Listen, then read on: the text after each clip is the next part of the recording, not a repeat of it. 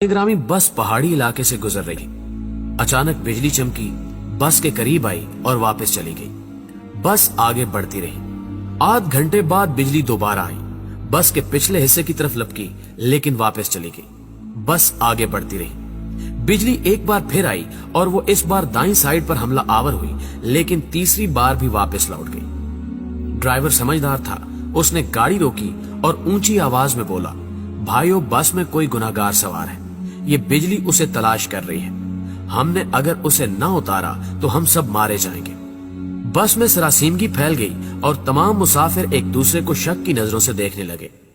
Driver ने मशवरा दिया, सामने पहाड़ के नीचे दरख्त है, हम तमाम एक एक करके उतरते हैं और उस दरख्त के नीचे खड़े हो जाते हैं। हम में से जो गुनाहगार होगा, बिजली उस पर गिर जाएगी और बाकी लोग बच जाएंगे। ये तजवीज काबिल अमल थी। तमाम मुसाफिरों ने इत्तेफाक किया। ड्राइवर सबसे पहले उतरा और दौड़कर दरख्त के नीचे खड़ा हो गया। बिजली आसमान पर चमकती रही, लेकिन वो ड्राइवर की तरफ नहीं आई। वो बस में वापस चला गया। दूसरा मुसाफिर उतरा और दरख्त के नीचे खड़ा हो गया। बिजली ने उसकी तरफ भी तवज्जो नहीं दी। तीसरा मुसाफिर भी साफ बच गया। यूं मुसाफिर आते रहे, दरख्त के नीचे खड़े होते रहे और वापस जाते रहे, यहां तक कि सिर्फ एक मुसाफिर बच गया। ये गंदा मजहूल सा मुसाफिर था। कंडक्टर ने उसे तरस खाकर बस में सवार कर लिया था।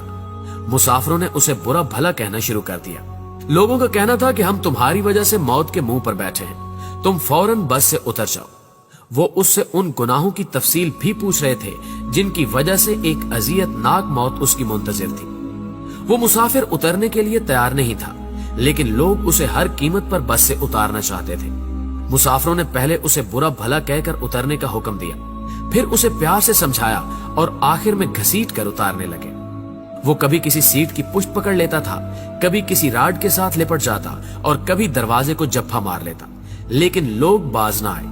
उन्होंने उसे जबरदस्ती घसीट कर उतार दिया। ड्राइवर ने बस चला दी। बस जो ही गुनाहगार से चंद मीटर आगे गई, धाड़ की आवाज आई, बिजली बस पर गिरी और तमाम मुसाफिर चंद लम्हों में जलकर भस्म हो गए। वो गुनहगार मुसाफिर 2 घंटों से मुसाफिरों की जान बचा रहा था। नाज़रीन ग्रामी, मुझे किसी साहब ने एक दिलचस्प वाकया सुनाया। वो तुर्की के रास्ते यूनान जाना चाहते थे। एजेंट उन्हें तुर्की ले गया। ये अजमेर शहर से दूसरे लोगों के साथ बर्फबारी का इंतजार करने लगे। सर्दियां यूरोप में दाखिले का बेहतरीन वक्त होता था। बर्फ की वजह से सिक्योरिटी एहलकार मोर्चों में दुबक जाते थे। बॉर्डर पर गश्त रुक जाता था और एजेंट लोगों को कश्तियों में सवार करते थे और उन्हें यूनान के किसी साहिल पर उतार देते थे। ये एजेंटों की आम प्रैक्टिस थी। उन साहब ने बताया कि हम तुर्की में एजेंट के डेरे पर पड़े थे। हमारे साथ गुजरांवाला का एक गंदा सा लड़का था। वो नहाता भी नहीं था और दांत भी साफ नहीं करता था। उससे खौफनाक बू आती थी। तमाम लोग उससे परहेज करते थे। हम लोग दिसंबर में कश्ती में सवार हुए। हम में से कोई शख्स उस लड़के को साथ नहीं ले जाना चाहता था।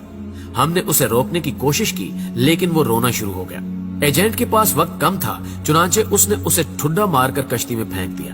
कश्ती जब यूनान की हदूद में दाखिल हुई तो कोस्ट गार्ड एक्टिव थे। यूनान को शायद हमारी कश्ती की मुखबरी हो गई थी। एजेंट ने मुख्तलिफ रास्तों से यूनान में दाखिल होने की कोशिश की, मगर हर रास्ते पर कोस्ट गार्ड थे। इस दौरान उस लड़के की तबीयत खराब हो गई। वो उल्टियां करने लगा। हमने एजेंट से एहतजाज शुरू कर दिया। एजेंट टेंशन में था, उसे गुस्सा आ गया। उसने 2 लड़कों की मदद ली और उसे उठाकर यख पानी में फेंक दिया। वो बेचारा डुबकियां खाने लगा। हम आगे निकल गए। हम अभी आध किलोमीटर आगे गए थे कि हम पर फायरिंग शुरू हो गई। एजेंट ने कश्ती मोड़ने की कोशिश की। कश्ती अपना तवाजुन बरकरार न रख सकी और वो पानी में उलट गई। हम सब पानी में डुबकियां खाने लगे। मैंने खुद को सर्दी, पानी और खौफ के हवाले कर दिया। मेरी आंख खुली तो मैं अस्पताल में था। मुझे अमले ने बताया कि कश्ती में सवार तमाम लोग मर चुके हैं, सिर्फ 2 लोग बचे हैं। मैंने दूसरे शख्स के बारे में पूछा। डॉक्टर ने मेरे बेड का पर्दा हटा दिया। दूसरे बेड पर वही लड़का लेटा था जिसे हमने अपने हाथों से समंदर में फेंका था। समंदर की लहरें धकेलकर उसे साहिल तक ले आई थी। मुझे कोस्ट गार्ड ने बचा लिया था, जबकि बाकी लोग गोलियों का निशाना बन गए या फिर सर्दी से ठिठर कर मर चुके थे। मैं 15 दिन अस्पताल में रहा। मैं इस दौरान ये सोचता रहा कि मैं क्यों बच गया। मुझे कोई जवाब नहीं सूझता था। मैं जब अस्पताल से डिस्चार्ज हो रहा था, मुझे उस वक्त याद आया कि मैंने इस लड़के को लाइफ जैकेट पहनाई थी। एजेंट जब उसे पानी में फेंकने के लिए आ रहा था तो मैंने फौरन बाग से जैकेट निकालकर उसे पहना दी थी। ये वो नेकी थी जिसने मुझे बचा लिया। मुझे जो ही ये नेकी याद आई, मुझे 6 माह का वो सारा जमाना याद आ गया जो हमने उस लड़के के साथ गुजारा था। हम न सिर्फ तुर्की में उसकी वजह से बचते रहे थे, बल्कि वो जब तक हमारी कश्ती में मौजूद रहा, हम कोस्ट गार्ड से भी महफूज रहे, यख पानी से भी और मौत से भी महफूज रहे। हमने जो ही उसे कश्ती से धक्का दिया, मौत ने हम पर अटैक कर दिया। मैंने पुलिस से दरखास्त की कि मैं अपने साथी से मिलना चाहता हूँ। पुलिस एहलकारों ने बताया कि वो पुलिस वैन में तुम्हारा इंतजार कर रहा है।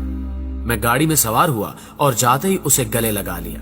मुझे उस वक्त उसके जिस्म से किसी किस्म की बू नहीं आ रही थी।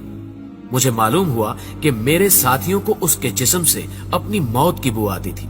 ये उन लोगों की मौत थी जो उन्हें उससे अलग करना चाहती थी, और जो ही अलग हुए सब के सब मौत की आगोश में चले गए। नाज़रीन ग्रामी, मेरे एक बुजुर्ग दोस्त जवानी में अरबपति थे, लेकिन उनकी जिंदगी का आखिरी हिस्सा उसरत में गुजरा। मुझे उन्होंने एक दिन अपनी कहानी सुनाई। उन्होंने बताया कि मेरे वालिद मिल में काम करते थे, गुजारा मुश्किल से होता था। उनका एक कजन माजूर था। कजन के वालिदैन फौत हो गए, उसके आगे पीछे कोई नहीं रहा। मेरे वालिद को तरस आ गया और वो उसे अपने घर ले आए। हम 5 बहन भाई थे। घर में गुर्बत थी और ऊपर से एक माजूर बच्चा सर पर आ गया। वालदा को वो अच्छे नहीं लगते थे।